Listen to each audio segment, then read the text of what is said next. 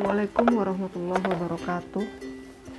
Ananda semua, bertemu lagi kita pada pertemuan ketiga, yaitu materi geografi kelas 12. Materi pada pertemuan ketiga yang akan kita bahas yaitu pertumbuhan wilayah. Pertumbuhan wilayah adalah lanjutan dari pertemuan kedua dan pertemuan pertama. Pertemuan kedua kita telah membahas tentang pembangunan wilayah. Nah, sekarang adalah pertumbuhan wilayah. Tujuan pembelajaran yang harus dicapai setelah proses pembelajaran berlangsung, maka siswa diharapkan mampu menjelaskan tentang pertumbuhan wilayah. Maksudnya, kamu harus mampu menjelaskan apa saja yang termasuk pertumbuhan wilayah tersebut. Yang pertama yang harus kita bahas tentang pertumbuhan wilayah adalah teori pertumbuhan wilayah. Teori pertumbuhan wilayah yang pertama adalah Natural Resources Endowment Theory. Maksudnya, pertumbuhan wilayah sangat dipengaruhi oleh ketersediaan sumber daya, permintaan akan komoditas yang dihasilkan. Persediaan sumber daya alam atau sumber daya, apakah itu alam atau manusia, akan mempengaruhi permintaan. Nah, ini teorinya namanya adalah teori Natural Resources Endowment Theory. Yang kedua, yaitu teori Export Based Theory, yaitu pertumbuhan wilayah sangat ditentukan oleh tanggapan wilayah tersebut terhadap permintaan dunia. Maksudnya, wilayah itu bisa berkembang dan pertumbuhannya akan maju apabila apa yang dihasilkan atau yang diproduksi oleh wilayah tersebut bisa mencapai permintaan atau mencapai pemasarannya di wilayah nasional ataupun internasional. Yang ketiga, teori pertumbuhan neoklasik. Teori ini tergantung kepada faktor tenaga kerja, modal, dan kemajuan teknologi. Kalau kita perhatikan dari faktor yang mempengaruhi teori ini termasuk ke negara maju. Karena negara maju memperhatikan kualitas tenaga kerja, modal, dan kemajuan teknologi. Jadi artinya, kualitas tenaga kerja yang tinggi dan juga modal yang banyak serta kemajuan teknologi yang sangat tinggi akan bisa mempengaruhi pertumbuhan suatu wilayah. Berikut yaitu teori Imbalanced Growth Theory. Maksudnya, teori ini berdasarkan hubungan ekonomi antara negara maju dan negara berkembang. Berarti teori ini berkaitan dengan kerjasama antara negara maju dan negara berkembang. Apabila kerjasama antara negara maju dengan negara berkembang sangat bagus, maka terbentuklah atau terjadilah pertumbuhan wilayah pada negara tersebut. Jadi ini sangat mempengaruhi hubungan antara negara maju dengan negara berkembang akan mempengaruhi ekonomi suatu negara. Berikutnya teori baru pertumbuhan wilayah, yaitu pertumbuhan wilayah berasal dari faktor endogen seperti modal fisik, sumber daya manusia, teknologi, dan inovasi. Artinya, apabila suatu negara mempunyai faktor endogen seperti modal fisik, yaitu tentang sumber daya alam, jalur transportasi, keadaan alam itu sendiri, serta sumber daya manusianya yang begitu berkualitas, dan juga menguasai teknologi serta adanya pembaharuan, maka menurut teori ini pertumbuhan wilayah akan lebih cepat. Jadi ini teori baru pertumbuhan wilayah. Selanjutnya itu faktor yang mempengaruhi pertumbuhan wilayah. Ada 5 faktor yang mempengaruhi pertumbuhan wilayah. Yang pertama adalah kondisi geografis dan sumber daya alam. Kondisi geografis yang sangat bagus dan juga dibarengi dengan sumber daya alam yang sangat banyak, maka pertumbuhan wilayah akan sangat cepat. Contohnya kita Kalau menurut kondisi geografis Indonesia dan sumber daya alam Indonesia, negara kita merupakan daerah yang sangat strategis dan juga mempunyai sumber daya yang sangat banyak, baik darat maupun lautan. Tetapi dan juga karena adanya sumber daya alam dengan letak geografis yang sangat strategis atau kondisi geografis yang sangat menguntungkan seperti keadaan tanahnya banyak subur, hutannya juga ada hutan hujan tropik, serta keadaan iklim dengan curah hujan yang baik, maka pertumbuhan wilayah di daerah kita cukup bagus. Yang kedua, faktor sumber daya manusia atau tenaga kerja. Ini juga salah satu faktor untuk mempengaruhi pertumbuhan wilayah, yaitu tenaga kerja. Kita tidak memperhatikan dari segi kuantitas, tapi adalah kualitas. Apabila suatu negara mempunyai tenaga kerja yang banyak dari segi kualitas, maka daerah itu akan mampu untuk berkembang dan juga untuk meningkatkan pertumbuhan wilayah itu sendiri. Yang ketiga, modal. Modal ini ada modal fisik, ada modal sosial. Misalnya modal kita adalah sumber daya alam yang sangat banyak dan dibarengi dengan modal lainnya, dan ini juga sangat berpengaruh. Yang keempat, infrastruktur. Untuk pertumbuhan suatu wilayah, kita harus memperhatikan infrastruktur seperti sarana dan prasarana. Ini sangat penting dalam pertumbuhan wilayah. Yang kelima, teknologi. Nah, sekarang teknologi kita sudah modern dan ini juga harus dikuasai oleh suatu daerah atau negara supaya pertumbuhan wilayahnya sangat cepat. Selanjutnya yaitu pengaruh pusat pertumbuhan. Yang pertama, pemusatan sumber daya manusia. Pusat pertumbuhan menarik banyaknya tenaga kerja. Misalnya kota-kota besar, kita contohkan DKI Jakarta.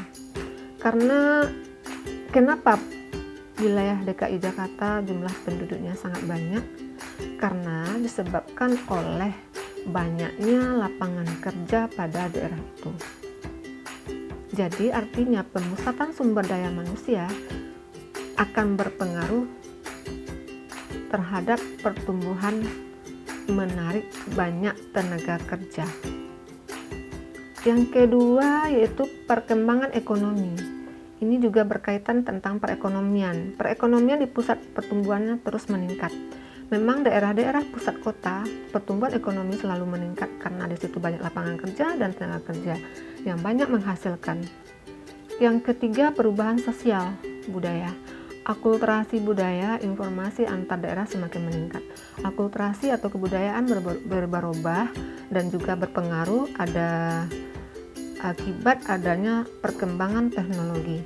Juga antar daerah informasi sangat cepat. Contohnya sekarang dengan adanya teknologi yang canggih, kita bisa berhubungan dengan wilayah lain di mana saja kita berada. Itu pengaruh pusat pertumbuhan. Selanjutnya yaitu hierarki pusat pertumbuhan. Yang pertama, hierarkinya pusat pertumbuhan atau intinya pusat pertumbuhan adalah pusat pertumbuhan primer atau pusat utama orde yang dapat mendorong pusat pertumbuhan. Maksudnya, yang primer ini adalah yang utama, yang awal.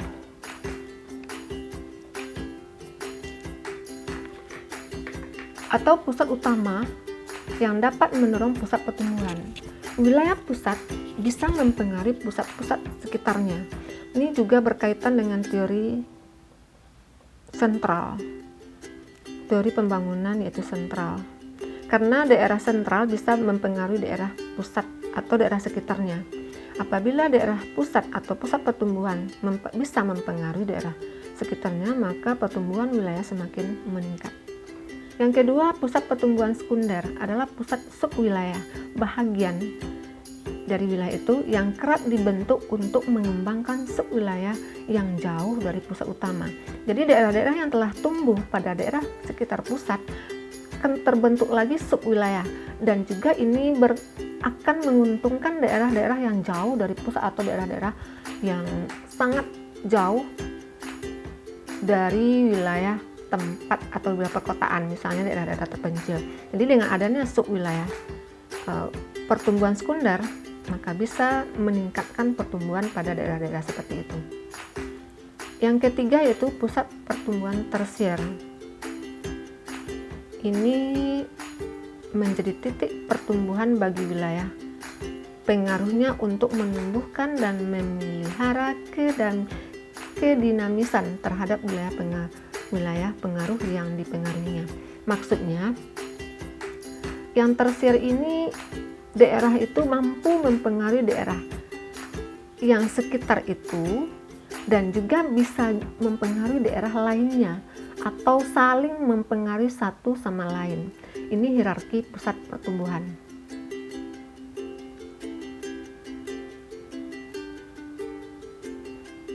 Pusat pertumbuhan di Indonesia, kalau dulu namanya garis-garis besar haluan negara, ada pembangunan jangka panjang atau ada pembangunan jangka pendek (realita). Nah, di Indonesia terdapat beberapa wilayah sebagai pusat pertumbuhan yang disebut dengan WPPI, yaitu wilayah pusat pembangunan Indonesia. Dan ini juga akan disebut dengan pusat-pusat pertumbuhan. Ada 10 pusat. Yang pertama WPPI 1, yaitu Aceh dan Sumatera Utara, dengan pusatnya di Medan, dan Aceh dan Sumatera Utara akan mempengaruhi daerah sekitarnya. Dan ini adalah pusat pertumbuhan yang pertama. Yang kedua WPPI 2, itu Sumbar dengan Riau, pusatnya di Pekanbaru, bukan di daerah Sumatera Barat, tapi di Pekanbaru, dan akan mempengaruhi daerah sekitarnya. Yang ketiga WPPI Jambi, Sumsel, dan Bengkulu. Jambi, Sumatera Selatan, dan Bengkulu ini adalah wilayah pusat pembangunan ketiga, dan ini pusatnya yaitu di Palembang, Sumatera Selatan. Yang keempat yaitu WPPI 4, meliputi Lampung, DKI Jakarta, Jawa Barat, Jawa Tengah, dan daerah istimewa Yogyakarta. Ada 5 wilayah, pusatnya di Jakarta, dan daerah Jakarta, wilayah pertumbuhan 4 ini pusatnya Jakarta akan mempengaruhi daerah Lampung, Jakarta, Jabar, Jateng, dan daerah istimewa Yogyakarta.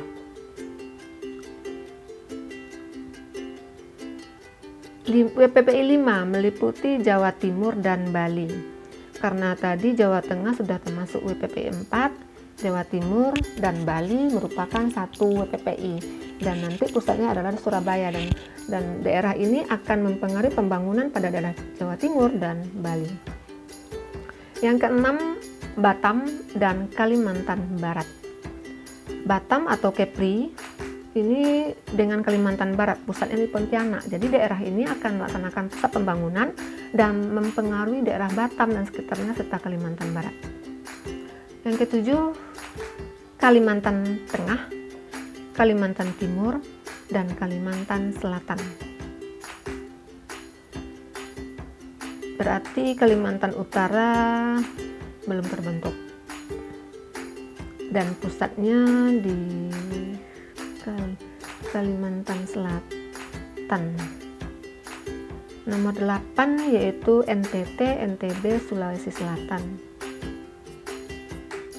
serta Sulawesi Tenggara, dan nanti pusatnya di daerah Sulawesi Selatan. Yang ke-9 meliputi Sulawesi Tengah dan Sulut. Yang ke-10 Maluku dan Papua, ini pusatnya di Sorong, itu Papua. Kalau Sultan dengan Sulut pusatnya di Sulawesi Utara, ini nanti akan mempengaruhi daerah sekitarnya. Daerah pertumbuhan pembangunan di Indonesia ada 10 WPPI, dan daerah ini nanti akan mempengaruhi daerah sekitarnya untuk pelaksanaan pembangunan dan pertumbuhan wilayah. Jadi pertumbuhan wilayah itu melihat atau berkaitan dengan pembangunan. Kemarin atau pertemuan kedua kemarin kan pembangunan wilayah. Pembangunan wilayah itu ada beberapa buah dan juga ada faktor mempengaruhinya. Nah, sekarang adalah pertumbuhannya. Jadi pertumbuhan ini berkaitan sekali dengan pembangunan yang ada pada daerah tersebut. Demikianlah materi pada pertemuan ketiga ini, yaitu tentang pertumbuhan wilayah yang ada di Indonesia, dan juga masih bab 1 atau KD1. Sampai ketemu lagi kita pada pertemuan berikutnya. Tapi terakhir, setelah materi ini kamu dengarkan, maka ada tugas yang akan kamu kerjakan. Tugas ini adalah tugas yang ketiga. Yang pertama adalah kenapa terbentuk pusat-pusat pertumbuhan di Indonesia. Yang kedua, salah satu ciri-ciri pusat pertumbuhan adalah adanya konsentrasi geografis dari berbagai sektor. Apa maksud dari pernyataan tersebut? Jelaskan. Yang ketiga, mengapa kita perlu mengetahui pusat pertumbuhan wilayah? Jelaskan. Dan yang keempat, jelaskan strategi percepatan pertumbuhan dan pembangunan wilayah daerah tertinggal. Nah, ada 4 pertanyaan yang akan kamu buat dan nanti kirim di Classroom. Buat dalam folio lalu kirim ke Classroom. Demikian materi hari ini dan pertemuan ketiga ini. Wassalamualaikum warahmatullahi wabarakatuh.